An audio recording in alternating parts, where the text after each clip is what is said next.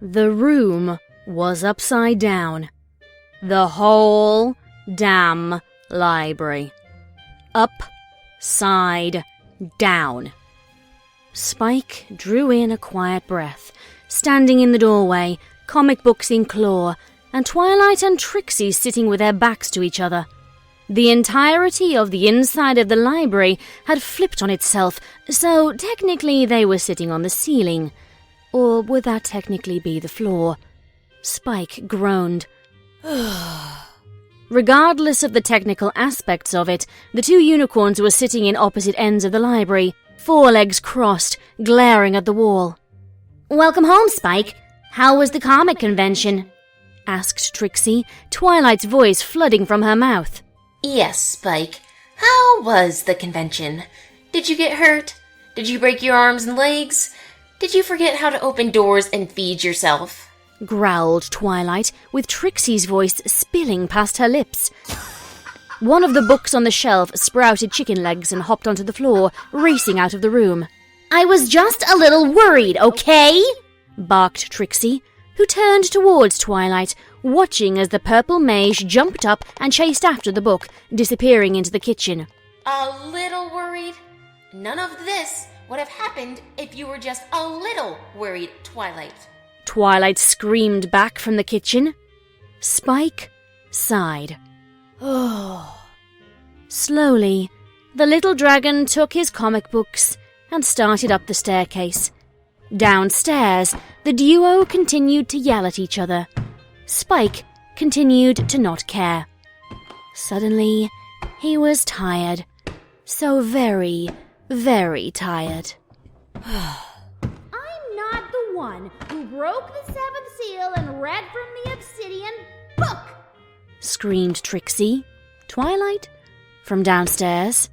"No, you're the one who opened the portal to that horrible monkey dimension," screamed Twilight from downstairs. "That's your YOU''RE the... Wait, why couldn't we see that?" screamed one of the horses downstairs. Spike still didn't care.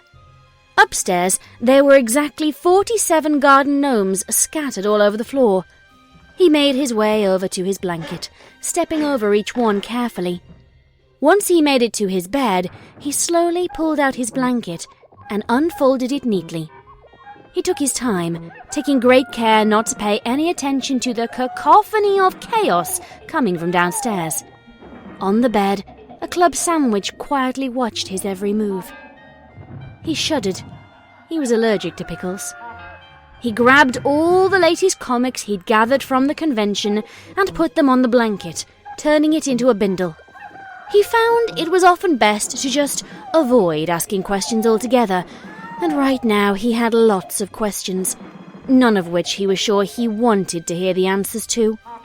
Downstairs, something exploded. Didn't matter. He wasn't going to let his curiosity drag him into whatever was happening. He snatched a picture off the nightstand of himself and Twilight and added it to the bindle. Was that everything? He had everything, right? Now if he could just... Wait, no, his toothbrush. With a quiet sigh, the little dragon turned and sauntered into the bathroom to grab the last item he needed. At the door, he paused when the toilet turned towards him with a big and toothy grin. "Soon," whispered the toilet. Spike slowly backed out of the room. Nope, nope, nope, nope, nope, nope, nope, nope, nope, nope, nope. He bounced down the stairs, idly wondering why it had a railing on it, but he shook the questions from his mind. He didn't want to spend any more time thinking about whatever it was that happened in the library. In the living room, Trixie and Twilight were still screaming at each other, still sitting on the ceiling. Wait, did that mean he was upside down too? The tree looked normal when he stepped into it. It was only when he passed the threshold of the door... He stopped himself. He was thinking about it again. Nope. In front of him, the two unicorns raved. "This is why we can't have nice things. Just trade your powers back!" Trixie snarled. "It doesn't work like that. You think if I could control it, wouldn't I have the library fixed by now?" Twilight snapped in response, her words floating up from her mouth as if a speech bubble in a comic. Spike rolled his eyes and adjusted the bindle on his shoulder, waiting for the two of them to notice him standing at the bottom of the staircase, which really was the top of the staircase. Or, wait, no. No. Just leave. Spike, where are you going? Twilight asked, who now had Twilight's normal voice, which was nice. Yes, we have got the best story you have to hear about. Trixie began, but Spike held up a claw. Nope. Trixie frowned in confusion. You don't want to hear about how... Still nope, said Spike firmly, holding up a claw in a stopping motion. But we... Twilight began, before Spike zipped over to her and put a single claw in her lips. Nope. I woke up this morning and said to myself, Spike, what are you willing to put up with today? None of this was on that list, Twilight. None of it. Do you know the upstairs toilet can talk? It's got a face and everything. That is all kinds of wrong. I put up with a lot, Twilight. Okay? I do. I really do. But talking toilets? No. Nope. Nuh-uh. Not happening. Nada. The line has been drawn. I'm going to Applejack's until this is done. Good day, ma'am. But, Spike, listen. I said, good day, ma'am. Spike barked.